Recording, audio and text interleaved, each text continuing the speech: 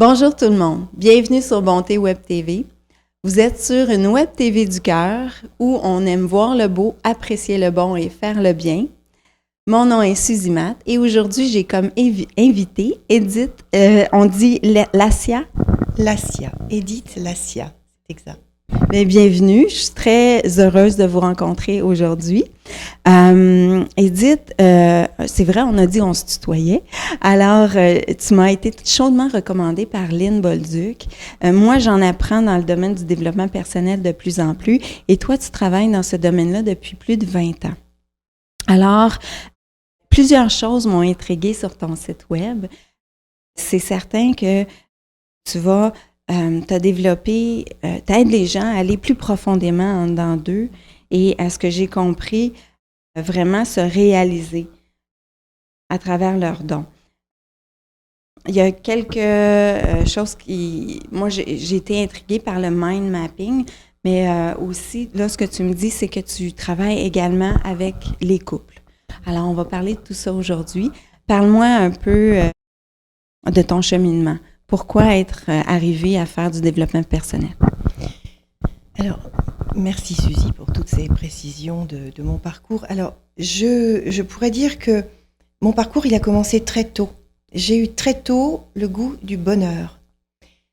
Je me souviens quand j'étais petite, ce qui m'intéressait vraiment, c'était d'irradier, d'émaner, d'emmener les gens vers le bien-être, que ce soit mes parents ou mon frère quand j'étais vraiment petite, et puis autour de moi, très vite j'ai compris que ce qui m'animait, c'était le lien à l'autre, et surtout dans le positif. J'étais vraiment un petit bout de fille qui aimait que ça soit joyeux autour de soi. J'aimais le sens de la fête, du détail, des petites choses, même parfois très simples, mais qui donnaient le sens qu'on était vivant et que l'instant était la plus importante chose du moment. Et en fait, c'est très longtemps après que j'ai compris que, tu sais, on parle beaucoup de ici et maintenant, notamment chez les bouddhistes. Eh bien, je me suis rendu compte que j'étais née comme Obélix dans la marmite de la potion magique. Moi, je suis née dans la marmite de la potion du ici et maintenant. J'ai un sens du présent et de faire en sorte que chaque instant soit le mieux possible compte tenu des circonstances, ce qui parfois n'est pas simple. Et je crois qu'aujourd'hui, dans mon travail de développement personnel, c'est vraiment mon ADN. Aider les gens que j'accompagne à être complètement présents à eux-mêmes et puis petit à petit à faire tout un travail de nettoyage pour arriver justement à être en soi, bien dans sa peau, dans sa vie et irradier. Donc je dirais que c'est un peu ça, le fil conducteur.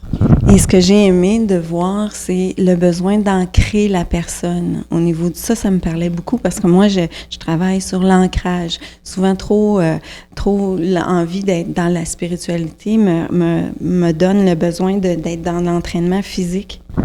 Oui, c'est très juste ce que tu dis parce que beaucoup de gens sont tentés par la spiritualité. On en parle beaucoup, de plus en plus, avec parfois des dérives qui sont un petit peu ennuyeuses parce qu'en fait, qu'est-ce que c'est que la spiritualité ? Pour moi, c'est se relier à plus grand que soi. Sachant que le plus grand que soi, il est aussi au cœur de soi. Donc, là où ça se passe, c'est pas là-haut, c'est là, c'est dedans. J'ai beaucoup pratiqué le tai chi, comme toi, le qigong, tous ces arts martiaux qui nous donnent une présence dans le corps. Et c'est vrai que ce contact que j'ai avec mon corps me permet de transmettre à l'autre cette conscience du corps. Parce que dans le corps, il y a aussi les émotions. Il y a les mémoires, il y a tout ce qui nous irradie dans la vie va se déposer dans le corps. Donc de toute façon, l'ancrage, c'est vraiment, pour dire ça de façon simple, être conscient qu'on est là, dans un corps, certains diraient un véhicule, et que c'est incontournable, c'est là que ça se passe. Après qu'on se connecte, et chacun a sa façon de le faire. Tu as des religions, tu as des formes de spiritualité, tu as des recherches philosophiques, tu as des recherches maçonniques, que ce soit le grand architecte de l'univers, Dieu, la source ou simplement la conscience du soi pour Jung, c'est toujours se contacter dans sa profondeur et dans le lien à quelque chose qui est plus grand que nous. Mais ça se passe dans le corps. Donc moi je suis très pratico-pratique. Ça se passe d'abord ici et ensuite on peut commencer à voyager. Alors, une fois que la personne est bien ancrée, comment tu la fais voyager? Alors, je vais résumer par l'acronyme du travail que je fais. Je fais sur la femme solaire, SOLAIRE, ou le couple solaire. D'abord, je considère que le chemin de l'être, c'est un chemin de sagesse, le S.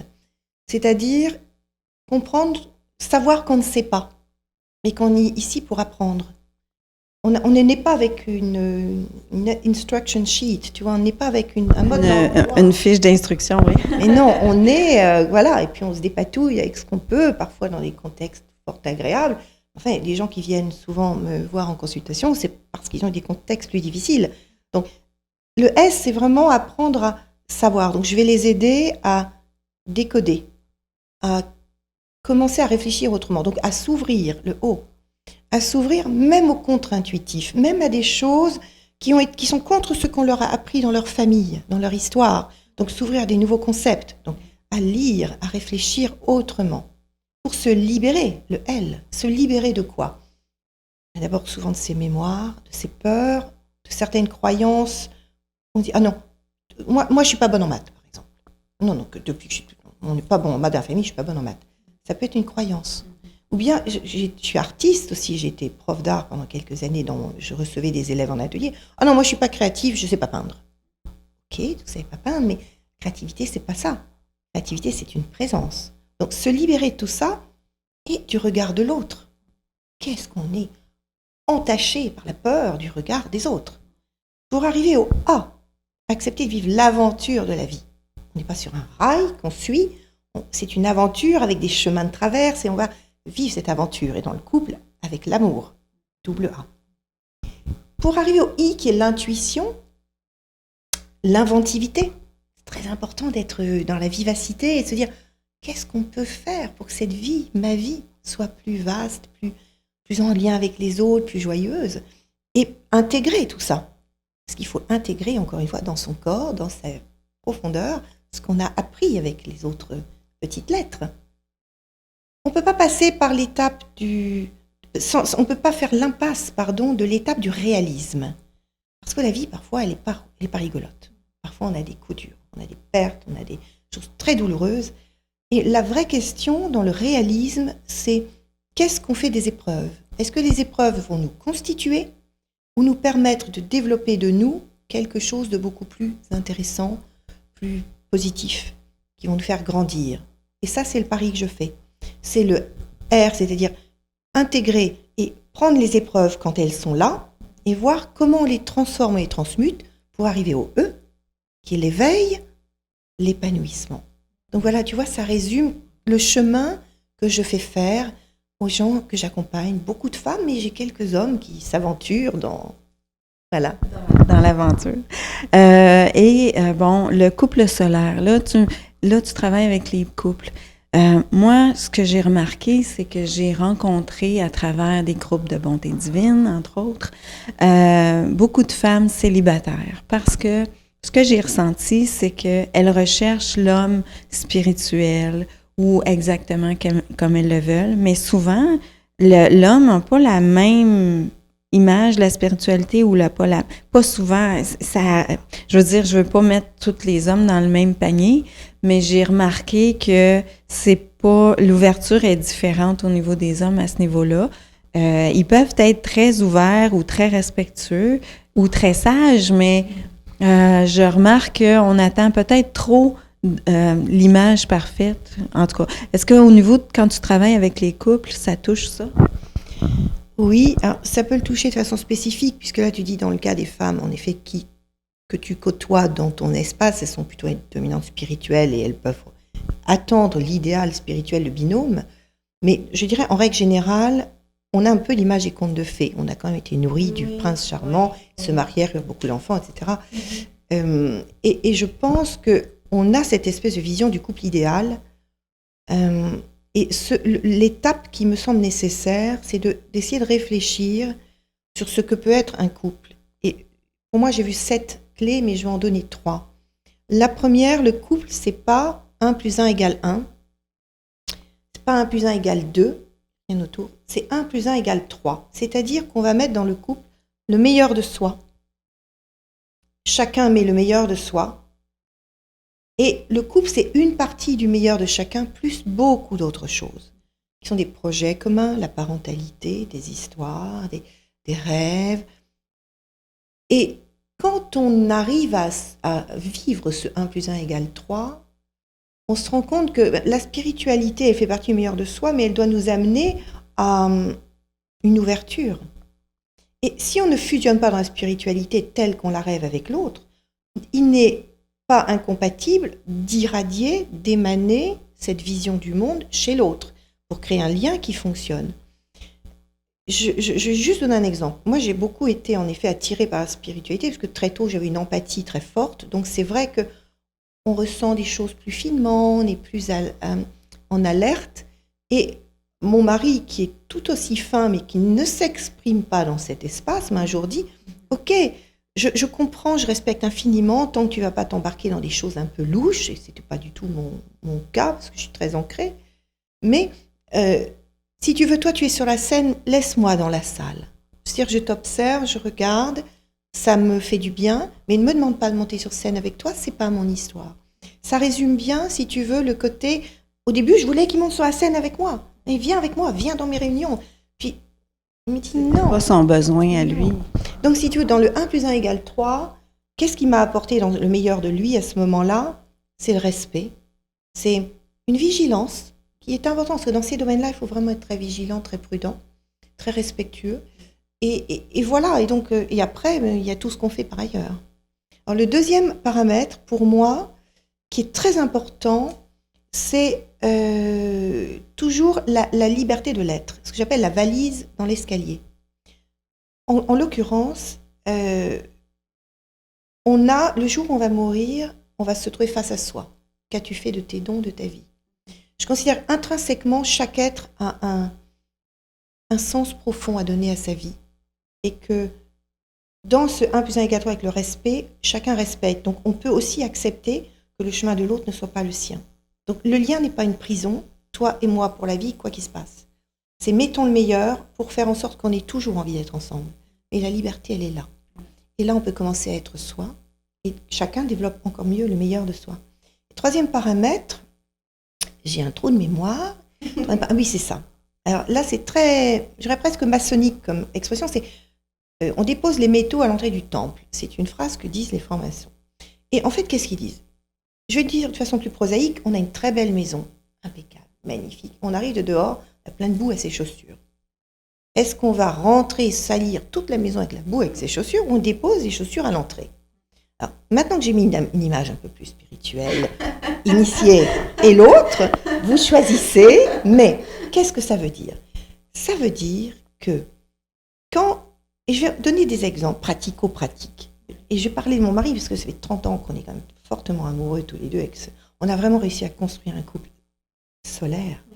Et je dirais que, je me souviens quand il rentrait du bureau il y a quelques années, je voyais dans la voiture, on imaginait qu'il était en train d'incendier quelqu'un au téléphone, il raccrochait, il faisait une pause, il rentrait à la voiture, il arrivait, c'est bon. Bonjour Minou. Et bien voilà, qu'est-ce qu'il faisait cet homme? Il m'a montré le chemin, c'est pour ça que moi dans toute ma spiritualité, j'avais tout compris. Mais néanmoins, je n'avais pas cette qualité-là. C'est lui qui me l'a montré. Et qu'est-ce qu'il me disait? Notre couple, notre histoire est tellement importante que je ne vais pas t'encombrer avec tout mon bazar. Ça ne veut pas dire qu'on n'en parlait pas. Donc, on pouvait, au fil de la soirée, dire, alors, qu'est-ce qui s'est passé? Est-ce que finalement, ça s'est bien passé? Est-ce que tu vas en parler? Mais il n'est pas arrivé avec son sac, avec, c'est pas possible, j'en ai marre. Non. Donc, qu'est-ce que ça veut dire? C'est qu'on rentre dans le couple, on se nettoie avant. Ça, c'est au quotidien. Mais globalement, mes peurs, papa, maman, mon histoire, mes émotions, mon vocabulaire, qui sont fortement hérités de la structure familiale. Donc, en se libérant le fameux « elle », on arrive de plus en plus à rentrer dans le couple, c'est-à-dire dans ce lien, dans ce « trois ». Tac, un peu de toi le meilleur, un peu de moi le meilleur et le reste. On arrive avec une forme de structure positive, clean. Et c'est ça que je défends. J'aime vraiment ça, parce que je sens qu'il y a un besoin à ce niveau-là. Je trouve que oui, c'est bien d'être célibataire, mais j'en vois tellement de femmes célibataires, ma mère, la mère de mon conjoint, puis elles ne veulent plus être dans un couple traditionnel, probablement parce qu'elles ont besoin de quelque chose d'autre. Donc, quand tu travailles avec les couples de cette façon-là, avec le mot solaire, et tu les amènes à mieux se comprendre mutuellement. Déjà, à mieux se comprendre soi-même, qui je suis vraiment, quelles sont mes valeurs. Et c'est là, le mind map est un outil assez sympa. Alors, si tu veux, c'est tout un processus, hein, c'est une formation qui est assez... Le mind map? Alors, le mind map, c'est carte heuristique, carte mentale. Mind, mental, map, carte. C'est une représentation, on pourrait dire, des pensées, des émotions, de tout ce qu'on a besoin d'exprimer dans l'espace. En fait, c'est un centre, mes émotions, avec des branches. Et là, on peut utiliser des couleurs, des images. Et donc, ça fait appel à la fois au cerveau gauche, c'est-à-dire qui est cognitif, qui est construit.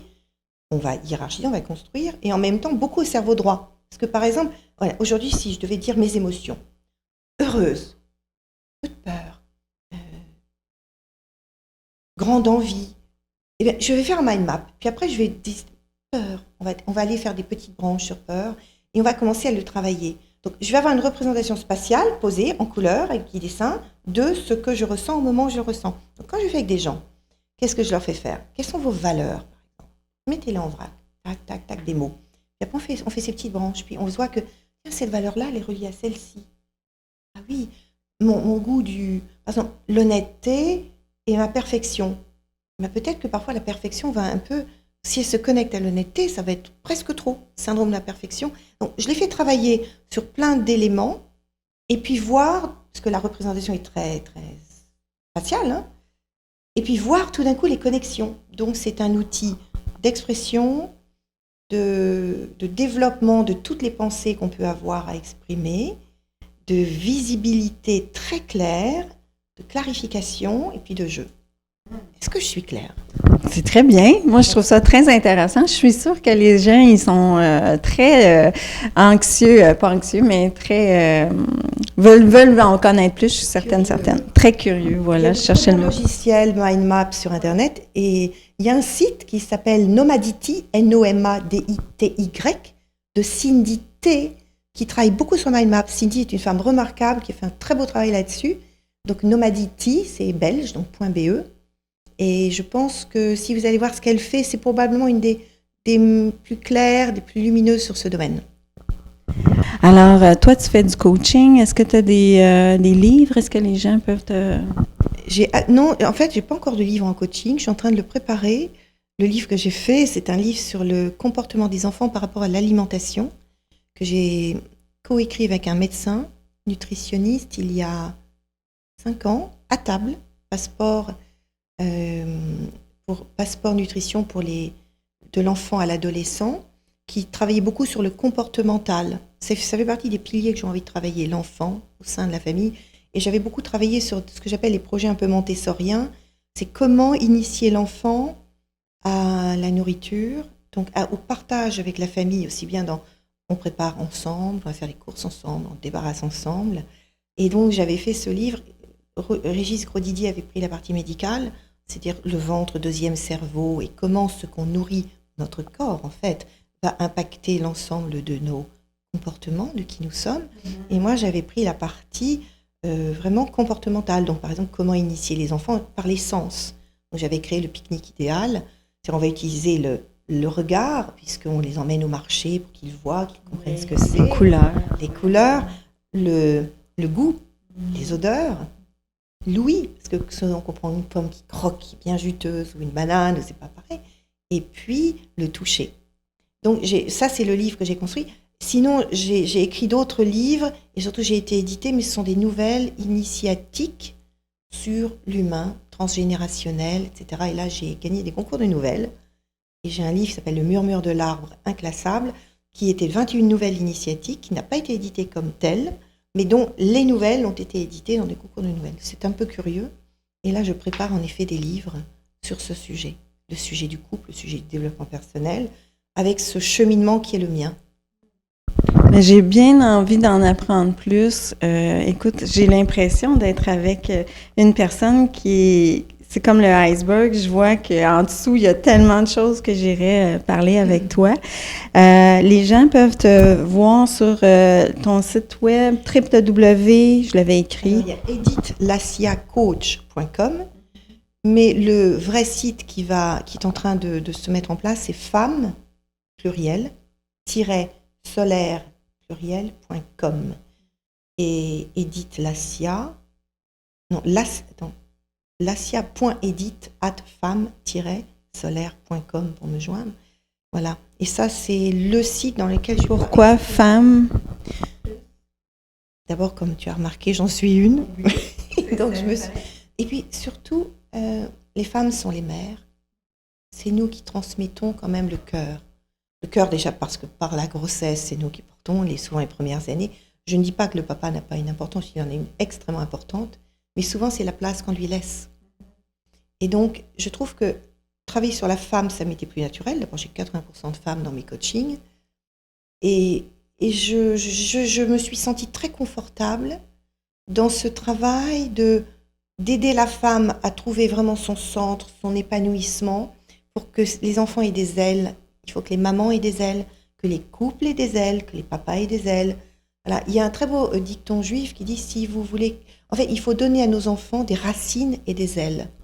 Tu sais, j'ai fait 17 ans de travail transgénérationnel, beaucoup de constellations systémiques. Donc, je peux dire que c'est probablement l'axe le plus important que j'ai, c'est la compréhension des mémoires. Donc, tu imagines le rôle des mamans. Ça me roule beaucoup dans la tête. Bon, je prolonge un petit peu juste pour savoir, moi, ce que je ressens, c'est que notre féminin n'est pas à sa pleine amplitude. C'est comme, bon, on parle de féminin sacré, mais de ramener ce côté-là plus femme parce qu'on était dans un moule plus masculin. Je l'entends d'autant plus que moi, ayant fait 20 ans de marketing, j'étais dans un rôle masculin. J'étais directeur marketing pendant quelques années et j'étais notamment à un moment chez Cartier. Et Alain-Dominique Perrin, qui était mon PDG, me dit « Ah, toi, je t'ai recruté parce que t'es un mec. » Ouf. Et le pire, j'étais fière qu'ils me le disent. Ben oui. Parce que ça voulait dire « Je t'adoube, tu es des nôtres. » Et donc, pendant 20 ans, moi, de 21 ans, sortie d'école à 40 ans, donc 19 ans, je me suis dit, si je veux m'en sortir, et je dirigeais des équipes importantes, j'allais au Japon, j'allais partout dans le monde. J'ai vécu à New York 1 an comme directeur d'une filiale d'un groupe français. Vraiment, donc, des métiers de mec. Et donc, moi, j'ai beaucoup travaillé ce masculin. Quand je suis rentrée en peinture et dans le développement personnel, à 40 ans, là, j'ai dû aller dans mon féminin. Et tout l'intérêt après, c'était de réunir les deux. C'est-à-dire que je pense qu'on a une double polarité. Masculin, féminin, yin, yang. Et que l'important, c'est de trouver l'équilibre entre ces deux pôles. On est juste des équilibres, comme le masculin, l'homme est un aussi, et dans cette bipolarité masculin-féminin. Donc pour moi, être dans son féminin, c'est être dans la double polarité du masculin, du féminin.